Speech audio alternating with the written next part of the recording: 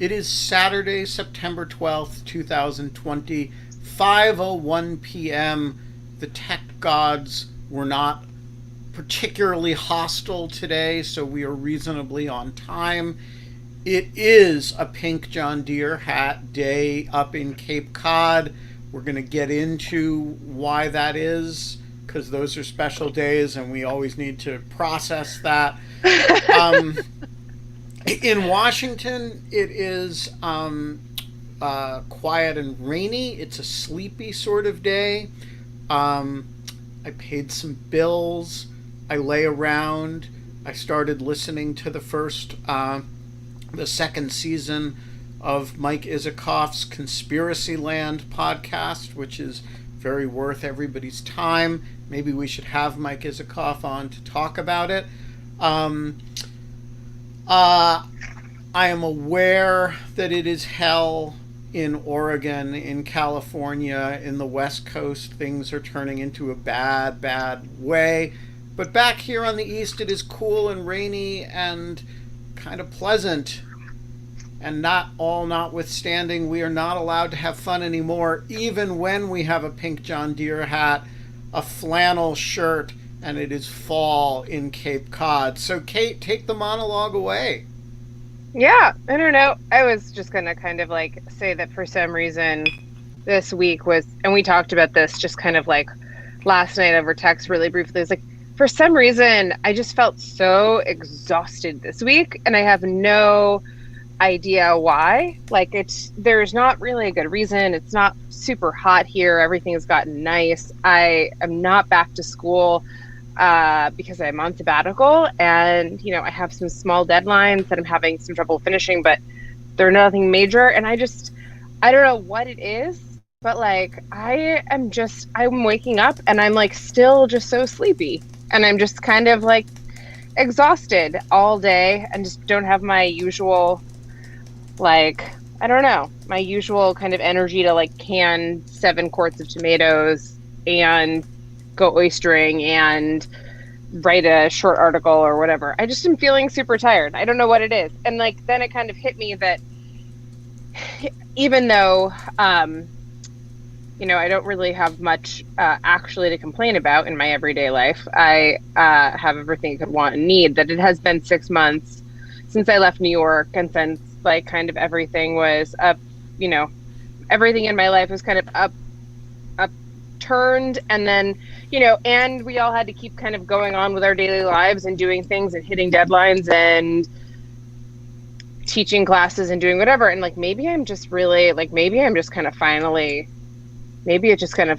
catching up with me, like the craziness of like the last 6 months. I'm just kind of like so adjusting. Realistically, what does catching up with you mean? I don't know. Like, maybe like just like, I feel like there were a lot of nights in which I would wake up, like tons and tons of nights in which I would wake up at 2 a.m. with real paranoia about like the pandemic or what the future was going to be. And like, everyone was kind of doing that at the same time. But I would like not go back to sleep for 4 hours, and I'd sleep like 3 hours, and then I'd get up and do my day.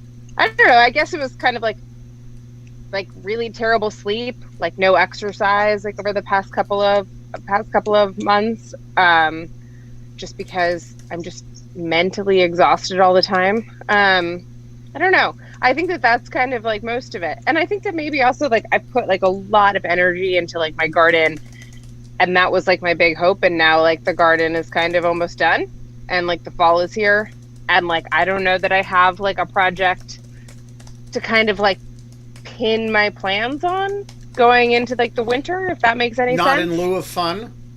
Oh, I mean, well, us. No, that's actually true. That's actually like, but like there's no lamb prosciutto or tomatoes, but I know. Speaking of which, where is the lamb prosciutto? It's in my refrigerator. I just keep forgetting to like go, like I think I'm also just, every time I remember to do it, it was like, oh, there's like Labor Day, and so Ben's gonna get it late, and like I don't know, and then there's this, and then you were in cabin in the woods, and then you were back. But no, this week is the week for real. You're gonna have it. I'm around all week this week. That's perfect.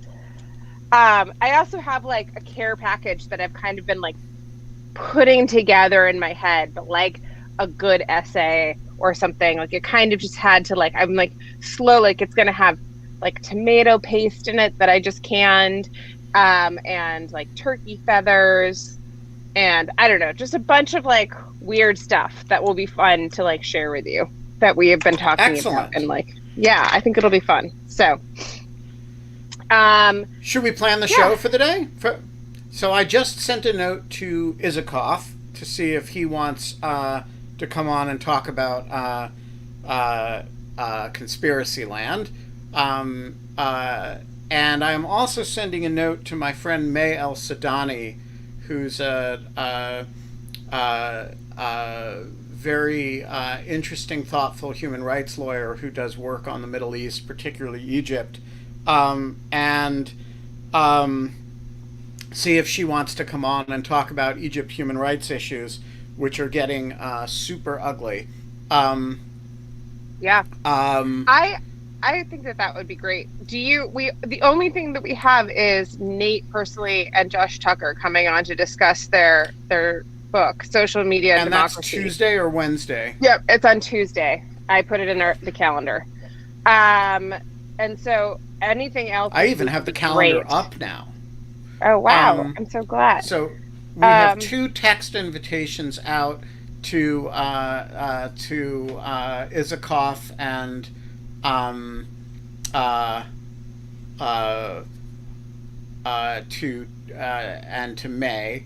Oh, you guys want? There's a clamor for David Frum. I can arrange that. Let me send a um, uh, um, let me send a quick message to David Frum and see if he's up for it. Um, yeah, that would be great. Frum. I feel like I've met David from like a long time ago, but it was a long time David ago. David Frum is a surpassingly lovely person and a very smart guy and a very thoughtful individual. Uh, and I believe, I I'm not sure did. about this, but I believe that he was Jonathan Rauch's roommate in college. Oh, really? Oh, Yeah, I have to. Yeah. either roommate or like they were like super close best friend types. Um, uh, Oh, I hey, wanted to raise David, the idea. do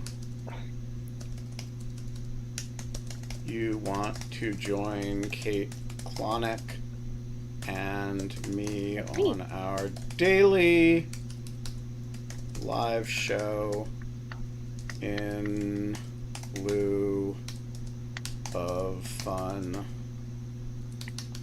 No, there's this. What do you think about doing a poll for, or not a poll, but like a pool, like a betting pool for charity on the date that the election results will be final? Oh, that's a fun idea. Isn't that kind Although, of isn't fun? it? Are you allowed to? Is it legal to bet on the elections? Um, I don't know. I don't think it's like illegal to, I don't think it's legal to bet, but I'm sure we could like figure out some way of doing it. Like, as long as it's um, for charity or something, and we gave away 100% of the proceeds. Um, yeah, I mean, I don't know. Let me look into it. I'll figure it out. But I just had that idea because I was going to ask you what you thought the over under on the election being decided by the end of November, by like Thanksgiving was. so. And then I was Actually, like, I have a really disruptive thought on the election when it's going to be decided, which is like, I think we're going to.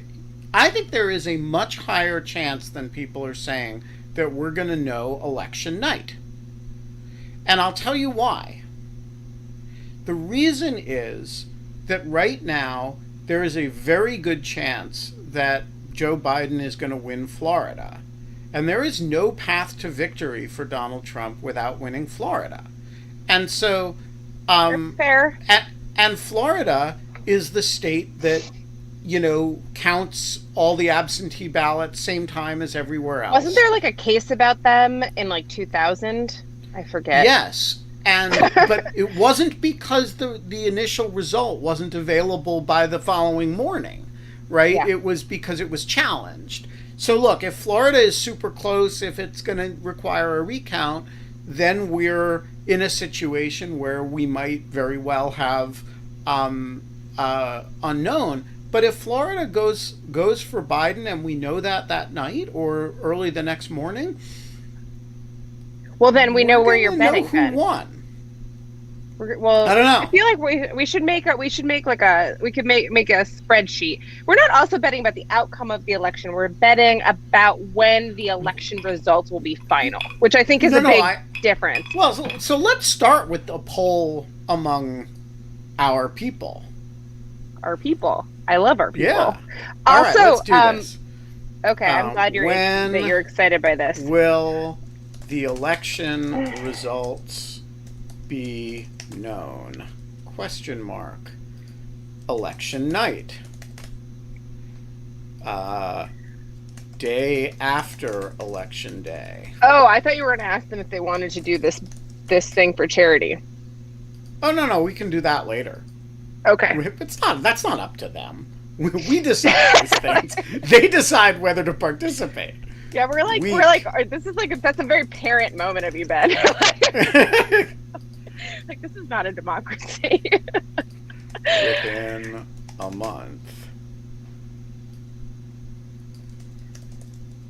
Maybe the winner could have like half the winnings, or like the discretion to choose the winnings how they saw fit, and half would go to like a democratically decide like who it goes to, or something. But yeah, no, I think that's a really good point. You know, John actually we were on a walk today, and I was asking him how he would have come out in like if you were Rick Pildes, if you were Nate Persily, the question I kind of posed to Emily, which was like, do you think your efforts should be about getting people to vote in person, or do you think your efforts should be about making sure that there are infrastructure and like education in place for good absentee voting? And John was kind of like saying that if it does come down, I think this is a really excellent point. He pointed out that in 2000, it wasn't about absentee votes. It was about in-person voting, checking the ballots. And like, I'd kind of forgotten that because they were paper, and I'd forgotten that places vote in paper, but like that this was, the other thing we were discussing that it was that if Trump loses in the current climate, the likelihood that there would be just incredible protests, or Trump wins rather, that if like, that there would be like, given everything that's happened over the last year and the way that people have taken to protest, like whether that would be like, whether people would accept results like that kind of, but that's like a more speculative. I think the problem in Florida 2000 was that it was a statistical tie within the margin the margin of error of the voting technology. That is, you use systems where you're actually literally punching cards. There's going to be a margin of error associated with that voting technology, and 550 votes, or whatever the margin is actually less than the margin of error of that voting technology. Now, I don't have any reason to believe that Florida will be that close this year, just as we don't have any reason to believe that Florida will be that close any given year. Once in a generation or two generations, it'll happen, but it's a very unlikely event. The issue this year is a different one. It's a twofold issue. One is just the volume of people who are voting by alternative means, creating snafus. Now, Florida is better positioned than most states to deal with that, because as Nate Persily has described on this show, they do very large numbers of mail-in ballots on a regular basis anyway, so they're in a better position to deal with that. And the second issue that you're going to have in Florida, which is a creature of this year, is just the effort, some of it intentional, some of it byproduct of circumstance, to suppress votes. And so the question is, given all of that, is Florida likely to have a result in a prompt way? I think the answer in Florida's case is yes.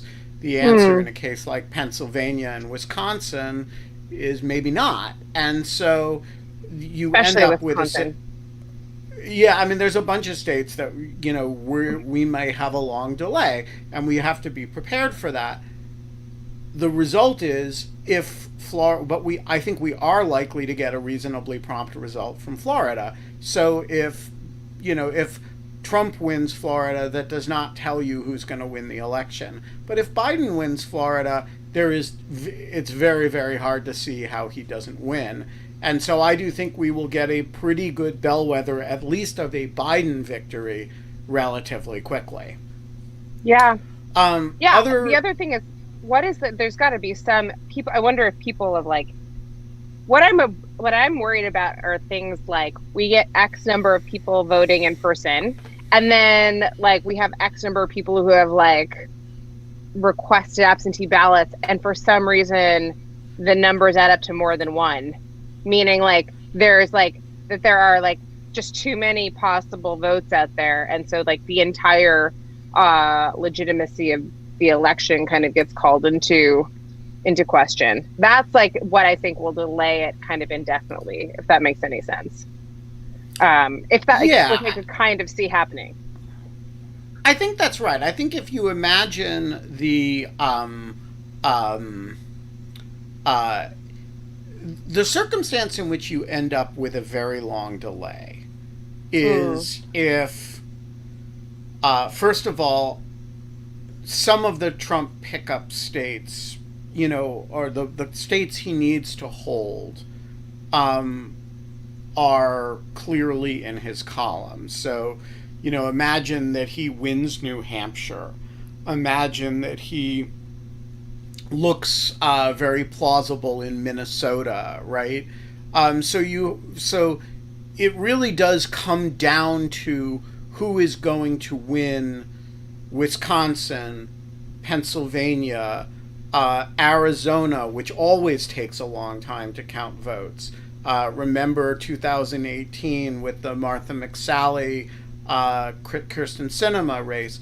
Arizona can take a week or two to count votes. It's just the way Yep. the way it works. Ditto, by the way, California takes forever to count votes. It's just that everybody assumes that Biden's going to win California by 30 points. So, so it doesn't really matter in the case of California. But you can imagine it coming down to this group of several states that all have delays because of large numbers of uncounted mail-in votes that everybody expects to skew Democratic. If we end up depending on those states, then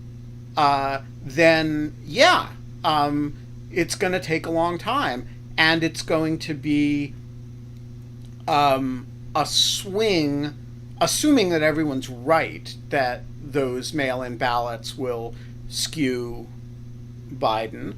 It's going to be a slow shift from red to blue from election night over the 2 weeks following, and that's going to be contentious. But all of that assumes that certain states that will count promptly, like Florida, leave the election in play. And I'm like, based on current polling, I am not actually convinced that that's really going to happen. Yeah.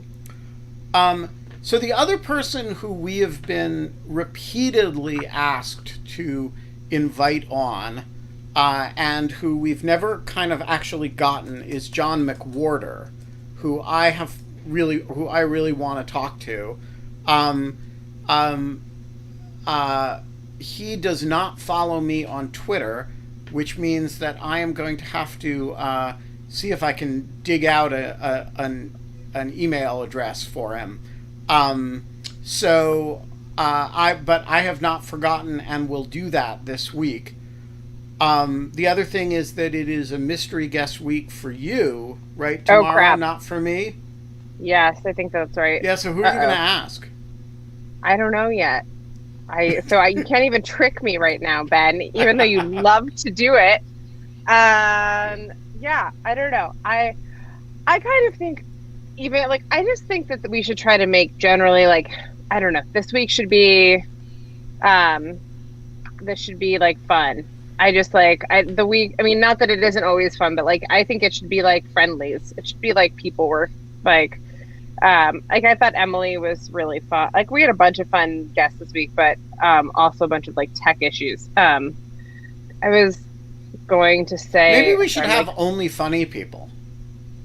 yeah. I feel like But that's then, like if we have a conversation about that live on the show, we'll have to talk. We'll have to say, but we don't think certain people are funny enough.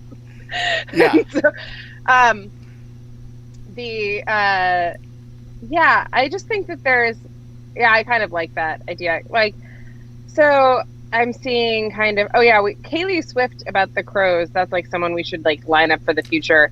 Yeah, Cash and has been like, I want to oh, get the woman who does the falconry and me um, uh, YouTube channel. She runs.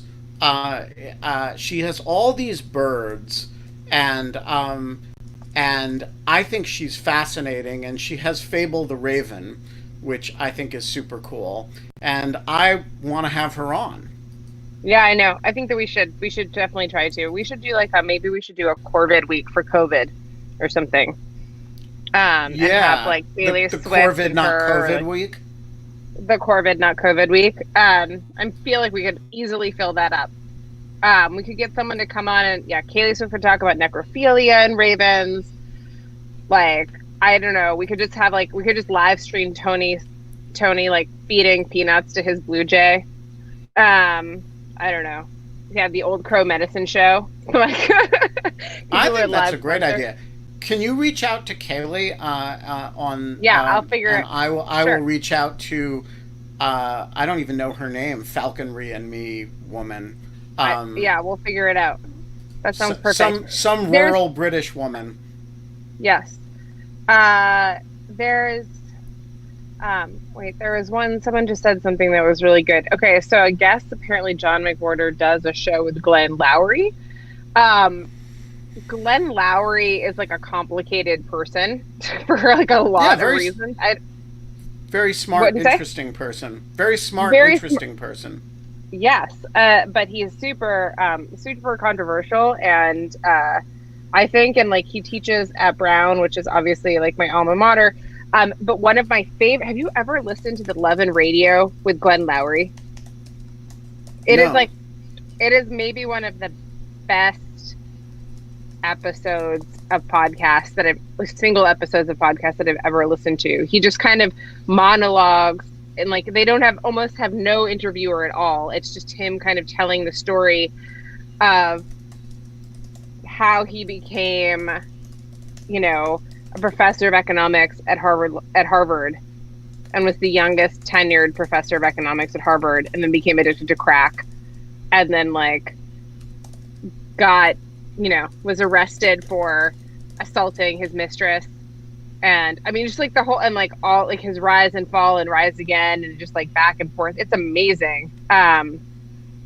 Anyways, yeah, I just think that like, I know that, Catherine, I know that you weren't suggesting him. I just was saying, I know he does a pod with McWhorter. I was just, you mentioning him made me think that like he is a fascinating, very smart person. He's very into that really controversial publication, Quillette. Like I think he's very active with that. So, but anyways, I just thought it'd be interesting, possibly, too. Excellent. Yeah. What is the controversy around Quillette, a publication of which I have mostly never have no awareness of? Oh, Quillette is like, I don't know. I'm probably going to be really bad at explaining why Quillette is controversial without like kind of exposing my priors.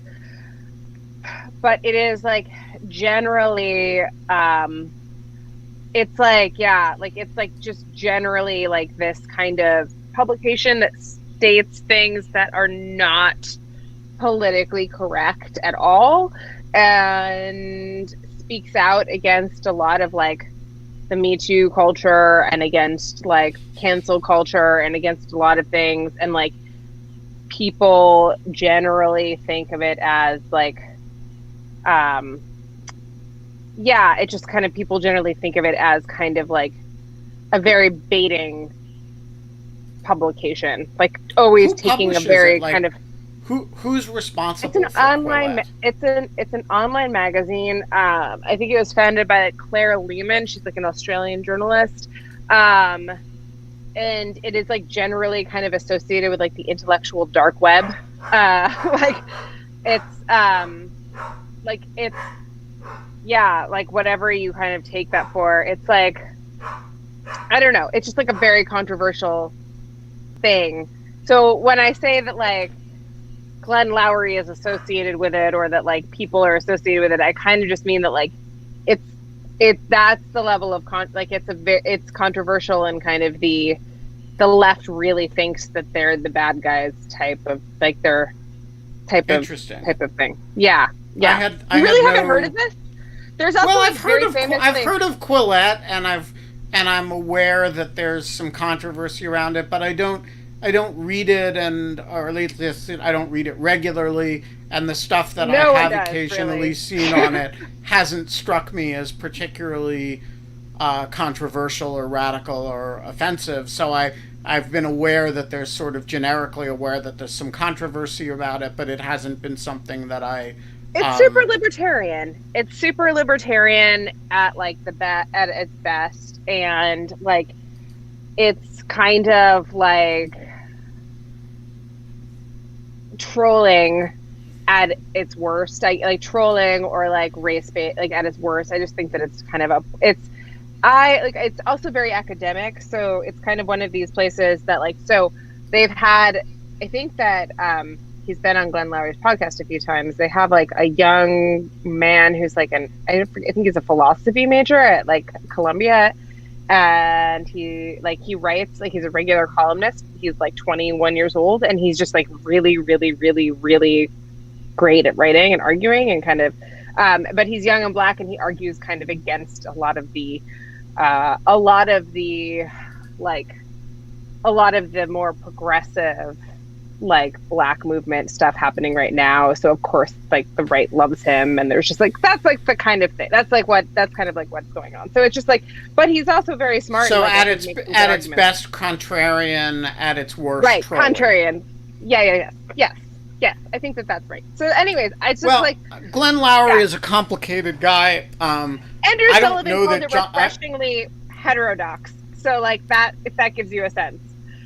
I'm all for refreshingly heterodox, and I'm not for trolly.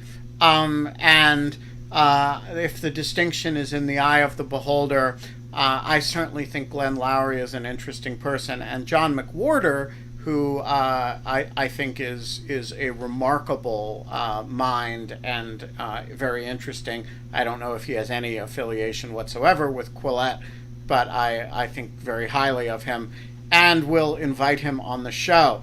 All right, so we've got a bunch of ideas for today. There are a bunch of others floating around the comments, and we will put together a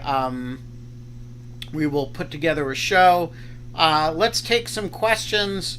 A bunch of people I invited don't seem to be popping up on the screen, so I'm going to work on them. And in the meantime, David Batts, the floor is yours. Well, thanks so much. I have two questions. One is on the lighter side. One is on the not lighter side. So let's start with lighter side first. How do you have any pro tips for managing internet trolls? And the reason I ask is, Kate, I observe that you, when people are mean to you, sometimes you like heart their meanness at you. Is this a strategy? Yes. I just I just kind of I'm rigorously. I believe that people have different thresholds for what they can emotionally tolerate, like, or personally tolerate in terms of like online trolling or like abuse. And sometimes like someone will say something to me that feels deeply personal and like really nasty, and it hurts. Like it feels like someone just. It's funny how a random stranger you've never met who has like 6 followers, like telling you that you're not funny and you're pretty stupid and like they hate your voice is like kind of ruins your day a little bit. Like it's just like it just doesn't. Yeah, somebody said on the and I'm talking to you, whoever you were, said on the YouTube comments the other day that this show was really great despite the fact that I was mostly insufferable. And I have to say that hurt my feelings. And Yeah, so if wouldn't there bet. were a like button for that, I would tweet it. I think I wrote in response, "Yeah, I hate that guy." But when you say that about people, it hurts our feelings.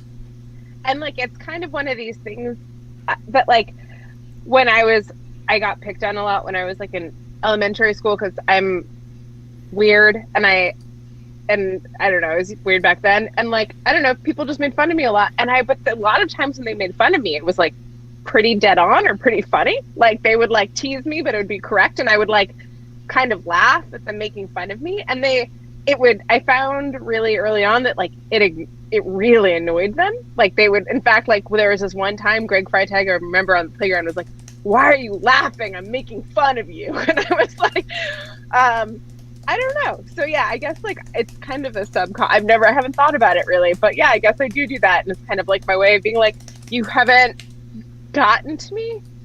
Does that make sense? Like even when they have, yeah.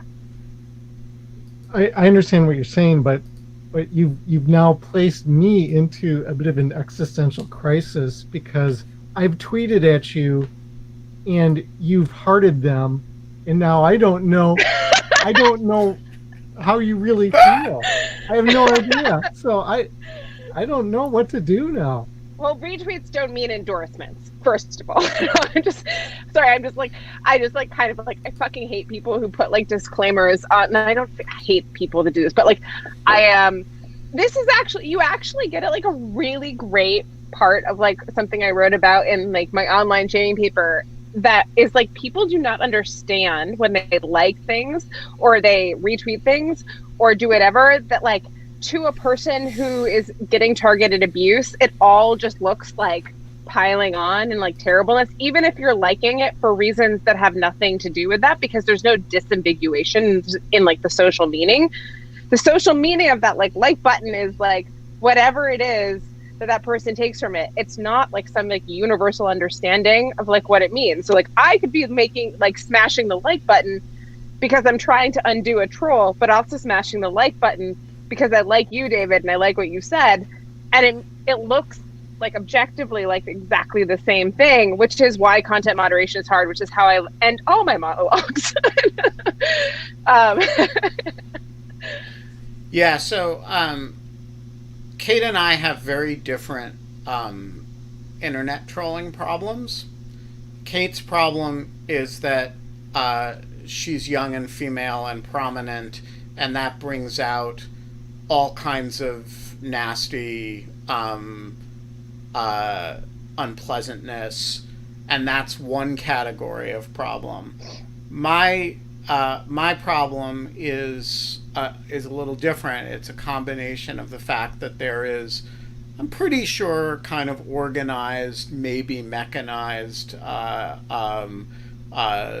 farmy kind of responses to my stuff, but also because that people use trolling me as a way to get to other people.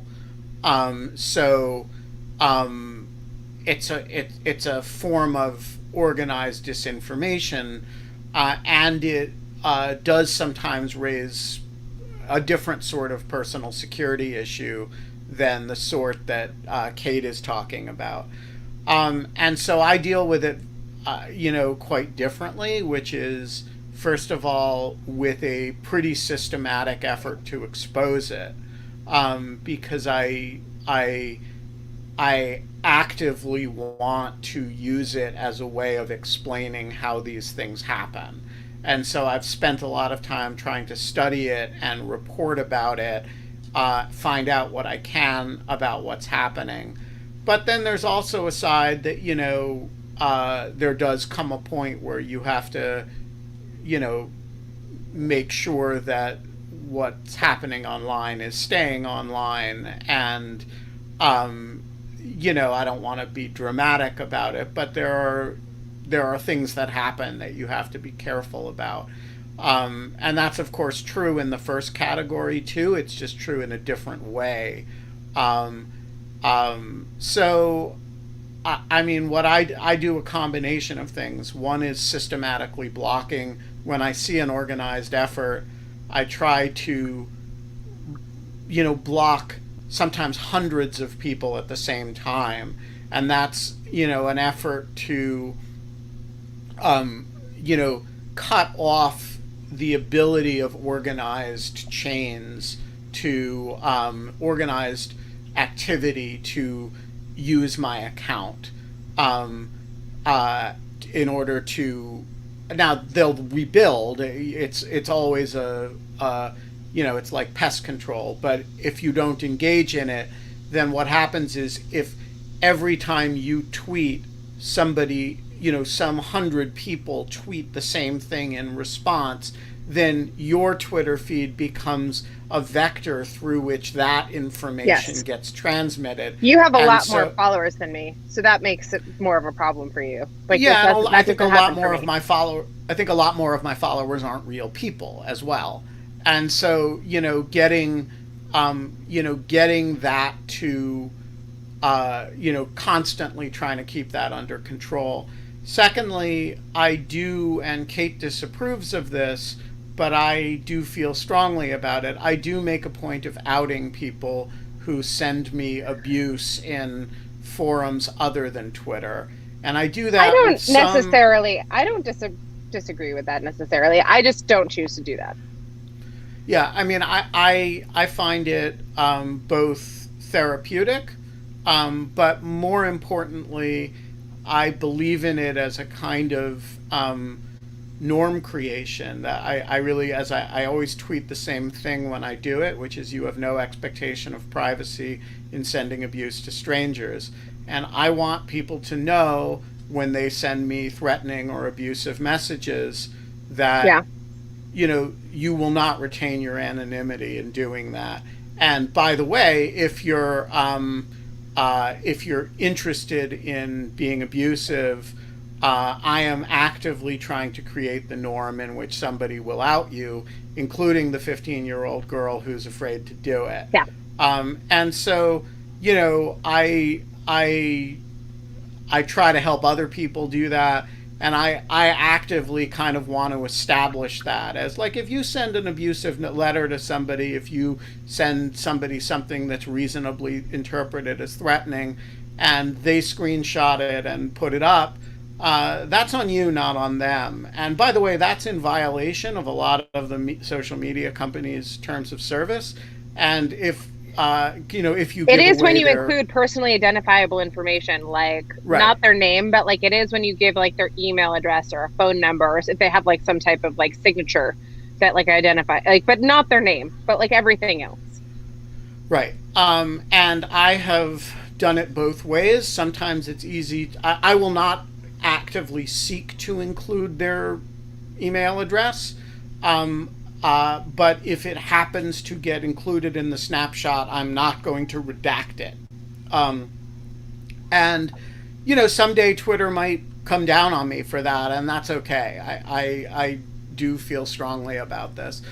And then the final category of troll is just the individual person who really disagrees with you and has come to dislike you intensely and sort of says something nasty or snarky in response to everything you say. For example, we had such a person who showed up in our comment feed here on a long-term basis that everybody wanted me to get rid of long before I did. I am generally pretty tolerant of that sort of thing. I think, agreeing with or liking me is one of the lowest forms of virtue. And if, people want to, eventually it got disruptive, and so I did remove It was the disruptive person. and it was disrespectful to the guest really frequently. And that was like the thing that I kind of drew the line. It was like ad hominem. And once it started turning into that, like it was interesting for a while. But I think we agree. That's where I drew the we line. agreed about this. Yeah. It's like, the needless attacks on the guests, I thought was like, as long as it was like fighting with people in the audience and yelling at Kate and me, fine. But when it got to be like yelling at the guests, that struck me as really inappropriate. And so, those are always judgment calls, and a lot of them have to do with what you feel like tolerating in forums that you control. Why do you ask? Yeah, David, this is a good question. Well, I just I find it interesting, like what I observed about Kate's response to some tweets back to her that I thought were kind of mean, because when Kate responds to me and then a person responds to Kate and me together, then I see it and stuff gets stacked up, and so I saw what Kate did. All of a sudden you're brought into the world that Ben and I are in, like all the it's interesting. Yeah, I think that's interesting too. I've been brought into a lot of that with Lisa Page and with Ben. Like that all of a sudden, like the type of vitriol that fills up my notifications, all of a sudden if Lisa retweets something I say or whatever, which she's, by the way, has to be really careful about doing. I don't know. It's like it's kind of crazy. Isikoff is in for Monday at 5. Oh, perfect. I'll put it in the calendar right now. Yeah, I mean, Lisa is in a whole different order. It's a... Lisa is the subject of a kind of organized defamation campaign, really led by the president. And that's unlike anything I've ever seen before. And if you look at the piece that we ran on Lawfare by Chris Boozy, who founded Bot Sentinel, he cites a bunch of data that the stuff that Lisa has been subjected to is unlike anything Bot Sentinel has ever seen before as well. And so, I think that's in a whole different order of, and by the way, it's relentlessly disgusting material as well. It's not, and so who's behind that or what exactly they're doing, it's never been clear to me. But you can't look at the response to her average tweet and not be like, oh my God, something's going on here. It's also very interesting, some people that are like existing, like how people exist across platforms. So we haven't talked about this yet, but I've been meaning to talk to you about this, Ben. Sorry, David. I know you have do you have a second question, by the way? The second question is maybe too much of a downer, but I really appreciate both of you. So thank you so much. You're very gracious, and I appreciate it. We appreciate you. Thanks for doing it. Why don't you put your downer question on the table too? We're all too happy here. No, Ben, I like being happy.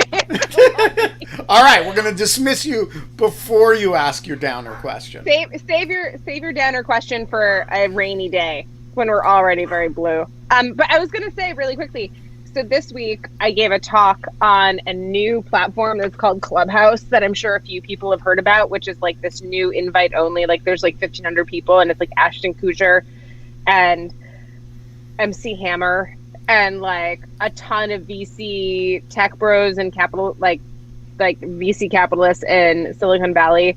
And it is one of the most unique experiences that I've ever had before.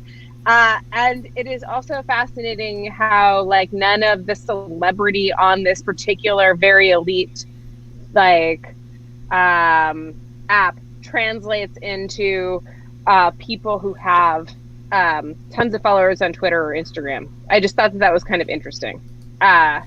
Anyway. Daniel, the floor is yours. I have a quick question, which is, do you guys think there's going to be an In Lieu of Fun show on Election Day? And I have a drink of choice to propose that if it looks like Biden is going to beat Trump, we all drink Orange Crush. That like works on many levels. So, on the question of are we going to have a show on Election Day, assuming lockdown we are still in quarantine, assuming Kate is not at the St. John's Law School and I am not at the Brookings Institution, and I'm here till January, baby. Stuck in the same rooms and porches, I can't imagine why we would not have a show. Ooh, yes. Sorry, that was at Jim Tom McGuckin's request. What are you drinking? Oh, Bunnahabhain. That's the one you keep trying me to get. I can't find that here. This is it is my favorite scotch. So I can't imagine we wouldn't have a show. As to Orange Crush, I propose that we reserve the Orange Crush until the day the election result is known. And, I agree. Because otherwise, we drink scotch on Election Day. I think we may have to drink something a little bit more cautious as to result. But I love the concept. No, Michael Fromberger, we are not going to drink kerosene. We are gonna but I think we will reserve the Orange Crush until the result is known. Grape Kool-Aid. All right. 2 questions from people who shame, and I'm going to start naming people who do this. Post questions and then reject when I invite them on the screen. Lou Shapiro, who gets the walk of shame here, asks, what's your take on the Durham/bar disaster? Kate, do you have thoughts on? I don't know what that is. Briefly, and Ian Kidger asks a similar question. Look, the Durham investigation is. I mean, it has never been entirely clear to me what it is doing. And there are no great, as far as I can tell, outstanding questions requiring investigation about the Russia probe that were not investigated by the Inspector General, who produced a 400-plus page report on the subject. So what exactly Durham is doing, other than prosecuting a single case out of the FBI on materials related to the Carter Page FISA, is very unclear. And I have always thought people were quite reasonable to be suspicious of it. And I am pretty suspicious of it. The fact that Nora Dennehy has now resigned from it, claiming, at least privately, that there has been pressure to produce a report before, as quickly as possible, i.e. before they're done, translation before the election, only exacerbates those concerns. Here is why I'm not especially worried about it, however. And this, I think, does separate me from some of the other people who were disgusted by the progress of the Durham investigation and its results, and its apparent, the apparent political pressure on it, which is, I don't believe that there's anything that John Durham can find remotely consistent with what a federal prosecutor would be willing to write on paper and release in a report that isn't either already known or trivial or simply a matter of opinion. So could he find that he disagrees with the intelligence community assessment about Russia? Yeah, he could find that, to which I think the world would respond with the Big Lebowski, that's just your opinion, man. You know, could he find that they shouldn't have opened a full investigation based on the information from the Australians? Yeah, he could find that they should, as he said in his letter, that they should only have opened a preliminary investigation, in which case the world would respond, yeah, that's just your opinion, man. Could he find that there was, like, that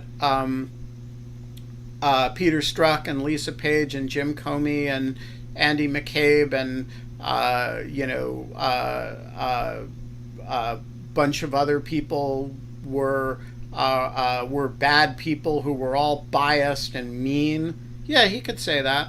And that's all also priced into the way people understand. You know, people have made their own judgments at this point about Peter Strzok and Jim Comey and Lisa Page, and I don't think that that's going to change a lot of minds, honestly.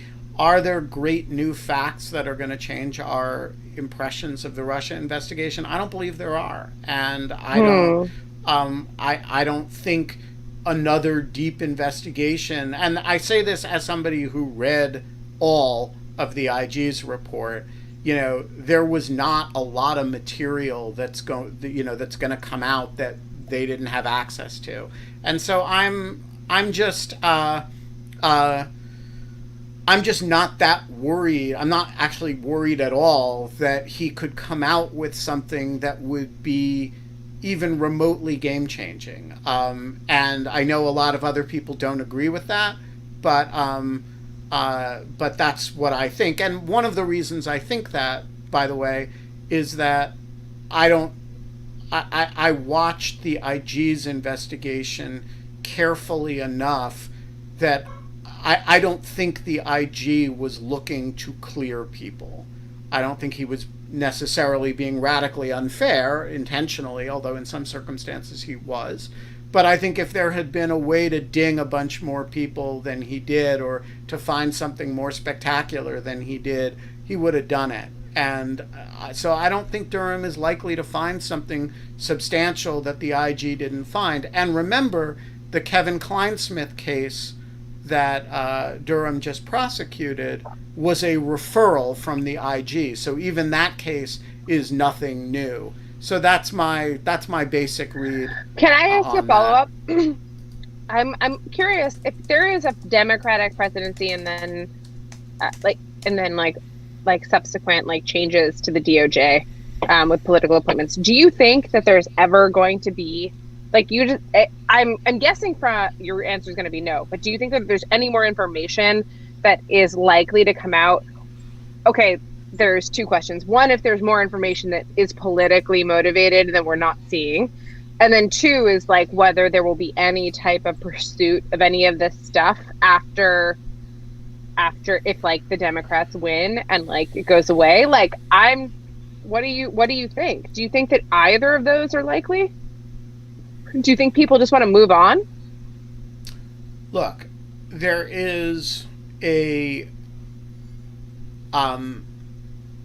I don't think there is much more substantially to learn about the conduct of the investigation. Yeah. Are there little bits and pieces? Yeah. When Barr did the data dump in an effort to get the Flynn case resolved, there were bits and pieces of new information in there. Was there anything that was fundamentally changed my understanding of Mike Flynn or the way the investigation was conducted vis-a-vis him? No. Is there more to learn about Trump and Russia? As Jim McGuckin says, yes, absolutely, there is more to learn. Here's, yeah, I feel that's true. I feel so much of it is deeper than we even know. And even if all that there is to look, we still have, there has never been a public financial accounting of his relationship with Russian entities. And what we know is that every representation he has made on the subject is false. For example, the tower in Moscow, right? He claimed there were no deals in Moscow, right? And there were. And so I think, at some point, like, is there, and when the Senate Intelligence Committee did its big investigation, they revealed a lot of new information about that. Not about the tower in particular, but about the financial background. So is there more to learn on that subject? Sure. Is it important? We don't know, right? Like, and I don't want to say it. What that'll show is that he's, is this a forward pardoning Nixon moment? Is like Biden going to just like move forward and like kind of like let it lie? Like, that's kind of what I'm curious about. It's one of the great spiritual questions that Biden will confront right at the beginning of his presidency. I think that's a really good point. And he has given no indication of what his instincts are on it, except to say that he wouldn't, the question doesn't start with a pardon, right? The question starts with Bob Mueller put 200 plus pages of evidence of obstruction of justice on the table, and Bill Barr shut it down. Do you leave it shut down, right? Exactly. And, so that's like the interesting thing. It's not quite the same type of it's not a pardon. It's not like a proactive measure, but it is a proactive measure. But it's of a different kind. It's right? both, right? Because if you're Joe Biden, you could take the position Obama-esque about the Abu Ghraib stuff, and you could say we're looking forward, not backward. Pardon him. Just sweep this all off the table, and make it go away so that we don't spend the next 4 years litigating the Russia stuff. That is a totally plausible action by Joe Biden. Yeah.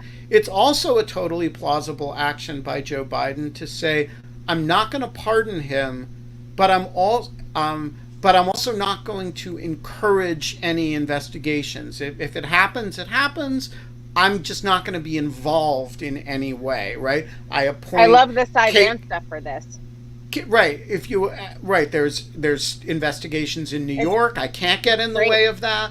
And look, I'm going to appoint Kate Klonick Attorney General, and we're going to talk about all my priorities in law enforcement. I'm not even going to raise this issue. And if she thinks it's important for these investigations to happen, she will supervise these investigations. But my role in it is going to be zero.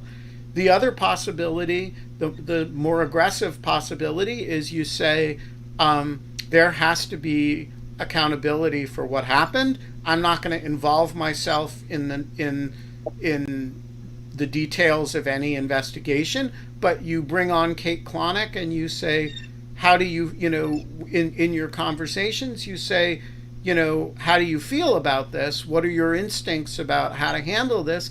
And then if, you name somebody as Attorney General who says, I think we need to, satisfy the American people that all the rocks have been looked under.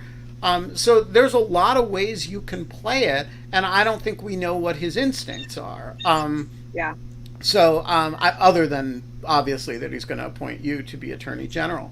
All right, I want to get to. I also have I have two things I want to flag before we. I forgot that I wanted to say that she came on once to ask a question, but Genevieve Lockyer is a University of Chicago First Amendment law professor. And we got into a debate today about like public-private spaces on the internet and how the First Amendment applies. Bring her on to talk about Great. it. I wanted to okay that. And then the other thing was that I wanted to follow up. Are we going to figure out this like betting on the last day of the election thing? Because I will start researching how we can actually make this work. It's more fun if real money is involved. So like I want to have Let's do it. Let's do it. Great. Okay. And let's not ask too many questions about legality. All right, I want to Okay. get to Fubar's question, but first I want to shame Fubar for. Fubar has a good excuse. Fubar says, my mic and camera are inoperative. Sorry, would appreciate it if you can read this out. This is the only good reason for rejecting me when I try to rapture you in. Fubar writes, Ben and Kate, when you started this 170 days ago, you said that you'll be doing this until the pandemic was over. We were all naive back in those days, but I'd like to know what your definition of over is. Is it when a vaccine is released? Is it when Kate can return to New York City? Is it when 70% of people in the U.S. have been infected? I'm asking because this show has been a highlight of my day. Smiley face. Kate, what is your definition of the end point of In Lieu of Fun? I mean, I think that we've defined it as like when our lives become slightly too chaotic or busy because we have outside obligations that we can't do this anymore. But I mean, I think that like there have been times that I've definitely rearranged things so that like that for the show and everything else. So like there could have been moments like that it could have gotten, but like in general, I'm around. The question is like whether we continue doing it every single day versus like start taking weekends off or doing it 3 days a week or something like that. But I don't know. Like I kind of like, I guess I kind of think of it as like it'll be over. I think we're going to definitely have to reassess when the new year starts. And you, Ben, are back at Brookings ostensibly and can go to work. And like I am starting to teach again. And having your normal, insane travel schedule. I gotta say, I think I've got another year before I'm even close to that. But like, but even if you were traveling twice a month, it's hard to do something every day. Yeah. Yeah. So that's a great point. Yeah. What do you think? I think the definition of over is pretty simple, actually. So far, the number of, as long as I think as a definitional matter, as long as we're both in home every day at 5:00, it's going to continue. Yeah. Does it get more? It gets more complicated when Kate starts traveling again, when I start traveling again, when I'm commuting to work again, when Kate is back in New York and going places. And I don't think we will get rid of In Lieu of Fun. It'll just end at that point. It might... season one will end. Yeah, it might go weekly, or it might need a new name because we'll be allowed to have fun, and so we might have to rename it like an expression of fun or a mode of fun. But we don't want to overclaim that we are a ton of fun, but we are. Yeah, exactly. But you know what we are. So it's we're gonna be flexible with it. We don't really know, but what we do know is that we will be back 22 hours and 56 minutes from now with Kate's mystery guest, whom I can't bug her about because she doesn't even know who it is. Yeah, I do know now. I figured it out. Oh, you do? So who is it? I can't tell you. Oh, okay. We will be back tomorrow to find out. And until then, we don't have fun anymore. But in lieu of fun, we now can go out to dinner outdoors. Don't do it. Oh no, I do it sometimes. I We just had a whole contagion here of people based in restaurant workers. Yeah, but here we kind of sit very far apart outdoors. Okay. And I trust you. So I think I may go out and have dinner with my older kid, and I will see you all tomorrow.